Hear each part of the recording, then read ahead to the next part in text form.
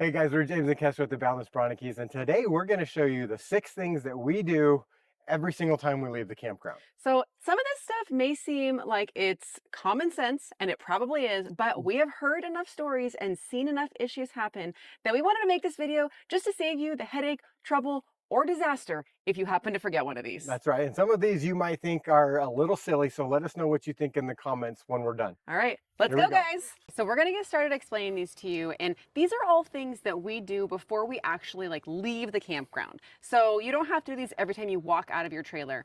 But That'd be the funny if you first did. one is actually something that you are going to want to do more frequently than just leaving the campground. And I'll let you talk about this. That's right. Number one is the awning. You have to bring your awning in. We were one time just going to the pool at the campground in Central Florida, and a big gust of wind came up, and you should have seen all the dads in their flip-flops running across the grass to get to their awnings. One dude hanging on it, and one guy literally, the gust of wind came up so high, like he's holding on to the middle, and it like lifted him up like a parachute. You know who you are. You do. If you're watching, leave a comment so All right, everybody can know. Super simple. Bring your awning in. It's really important. These things cost a lot of money to replace, especially if they start getting ripped out of the sidewalls. And the damage that they can do, besides just the awning being damaged, the awning arms actually got ripped out, went up on their roof and put a hole in their roof. So it's not that difficult. Just bring your awning in if you're not sitting outside. You never know when a freak gust of wind is going to come up. So like right now. That's the first one. Let's go get our awning in. Number 2, inside. One of the things that we love about this trailer is that it has windows all the way around, so you have beautiful views and tons of natural light. But before we leave the campground, we go around and we close every single one of these, 16 windows or something like that.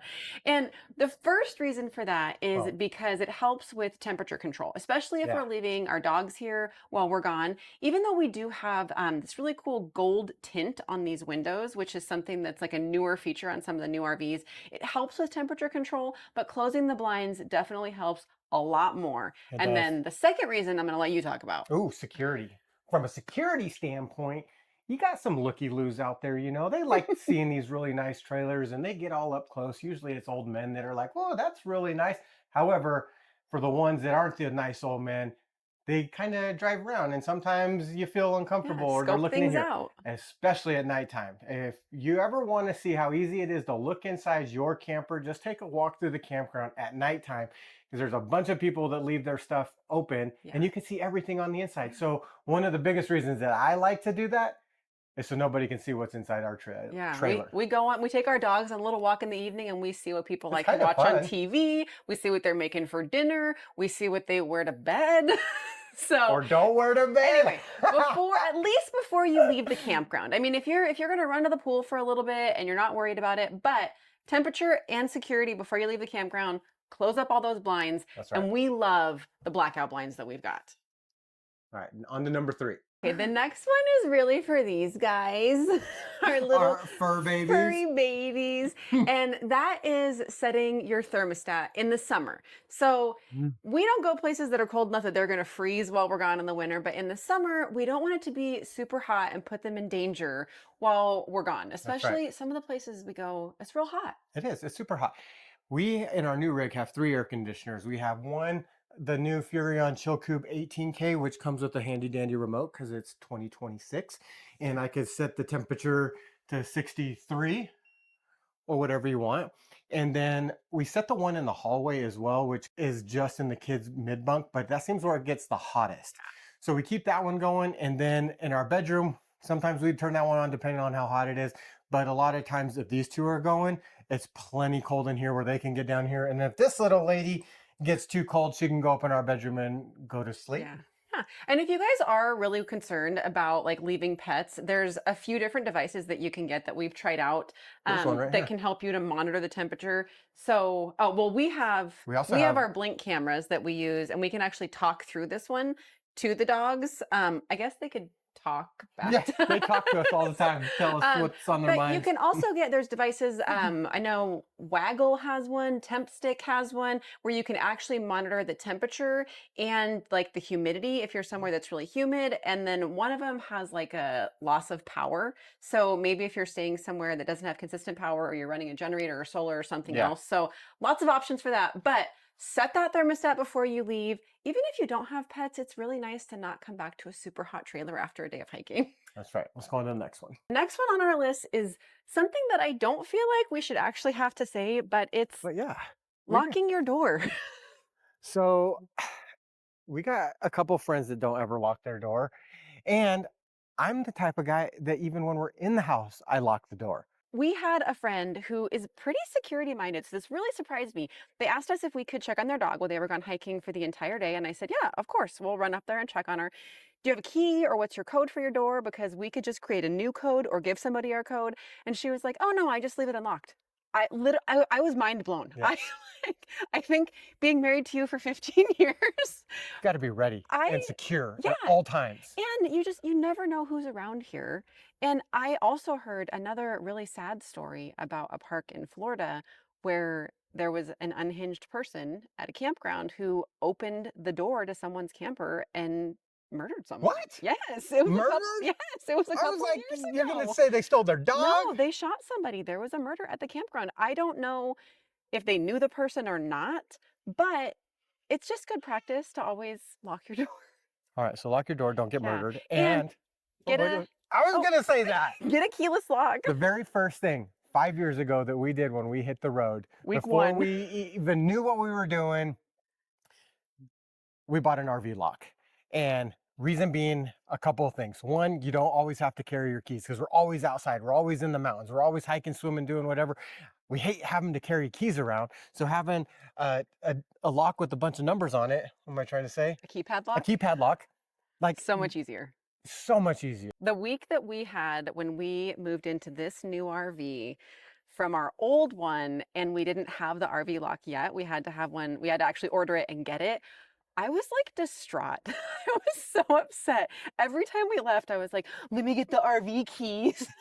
So PO'd First world about it. problems. So anyway, lock your door, get an RV lock. Stay You'll safe. thank us later. That's right. Before we get into the last two, which from our experience having this channel and people sending us videos and pictures, these two might be the most important things, and I bet you're not doing them. But before we show you those two, we need to thank our channel sponsor for this one, RV Snap Pads. So we have had RV snap pads on every trailer we've owned for the last 5 years. It was one of the first upgrades we made to this new trailer when we got it. We have their snap pads on our jack feet. They help to protect our jack feet. They give us a larger footprint for more stability, and it's better grip when you're on uneven ground. Like gravel, sand, anything else. Seashells. We were on seashells one time, which was actually really They cool. protect your actual concrete or asphalt, whatever you have at home. And then we also have their new stack pads, which are super cool because you can use those as like a leveling block underneath your tires if you're on an unlevel site. We use them all the time under our front stabilizer legs, so we don't have to extend the leg as far, and that just gives us way more stability, not having as much of a stilt sticking out from our trailer. So if you want to check out RV snap pads, I was going to say they're also made out of recycled tires and made in America. they are. So that's your favorite thing. I almost cut you off on that. So if you want to check out RV snap pads, check the link in the description. We have a discount on those and all the information. And yeah, made in America out of recycled tires. Now on to number 4. Here we go. So number 4 on the list, believe it or not, is shutting off your propane before you take off, right? So I literally just reach in here, shut that sucker off, and then we don't have to worry about it. I worked in the fire department for the Army for almost 18 years. I can't tell you how many propane leak calls I went on. And a lot of times it was people's barbecuers, just old stuff, but that's kind of similar to the camping world, right? So make sure you're shutting off your propane real quick. We were in one place in Tennessee, a guy had left and there was a leak inside. Was it his cat or something? Somehow his stove. I think his stove got turned on. Stove got turned on, and it just started leaking gas, and it eventually hit the pilot light on his furnace or his hot water heater. I forget which one it was, and it exploded Like his trailer. exploded. Boom. Yeah. And people say that this is unnecessary, but the amount of time that it takes to come out here, I mean, what was that, 30 seconds? Yeah. And turn it off, you won't regret it. Nope. The only exception that I could see to this is people who are camping super long term in really cold temperatures with pets that they're leaving and they want to leave like their furnace on. I mean, that's kind of a risk reward where you have to weigh the benefits there. But for most people, if you're like a weekend camper or if you're camping in like warmer climates, just turn off the furnace before you leave. And then you just got to remember to turn it back on when you get back. That's it. Or turn it off when somebody's taking a shower that's taking a shower too long, just to get them out of there. We saved the best for last, and this might be just the most important. Turning off your water spigot right before you leave. Like, you guys, water damage is by far probably one of the most damaging things in your RV, because it just gets into places that you end up having to take a lot of stuff out to get to fix. And we again have had uh, people in our network, our audience, reach out to us and tell us, again, another cat in the bathroom got in, jumped up on the counter, Yep. turned on the bathroom faucet, and they were gone for several hours. They came back and water was coming out of the front of their trailer. So bad. So bad. So and maybe you don't have a cat. That might be the other. Also, water pressure surges. We talk about water pressure regulators all the time. Water pressure surges, like inside your rig, like if you're there, we have water alarms and they go off if we're there, but if you're not there, none of that stuff really matters. Yeah. And the PEX fittings, your plumbing fittings that go throughout your trailer, most of them are plastic. And if you do get a really strong water surge while you're gone, like again, the spot, I think you posted this on our last video of a spot in Florida, huge water pressure surge, blew one of the main lines in the water park. The place we're currently staying at has a warning on the front that says, make sure you're using a water pressure regulator. We consistently have 90 and above PSI. So if you're not going to be in your rig to catch this stuff, just turn off your water spigot. It's literally that simple. Yeah. And you're gone. So you're not going to be using water while you're gone. It's true. And it takes, I mean, this is probably one of the quickest things that you could do. And then when you get home, if you forget to turn your water back on, you send your kids out to turn it back on, which is what we Or do your most husband. of the time. I've actually never turned this water back on. Or turned it off. What are you talking about? I'm always the one who, we get home and then I go to wash my hands and I have soap all over my hands and I go, hey, can somebody go turn the water So off? turn off that. It'll save you thousands of dollars.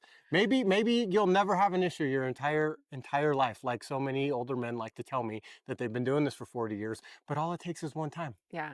You don't want to ruin your camping flood, experience. Not worth So, it. if you like that, don't forget to leave us a comment. Yeah. Like, let us know subscribe. if you do these things, Yeah. if you don't do Do you these think we're things, crazy? if there's other things that you do before you leave your camper that maybe we should be doing that we haven't thought of. That's a good point. We would appreciate that. So yeah, leave a comment, subscribe, like the video, and we'll see you guys next week. Next Sunday. Have a good week. Bye. See ya.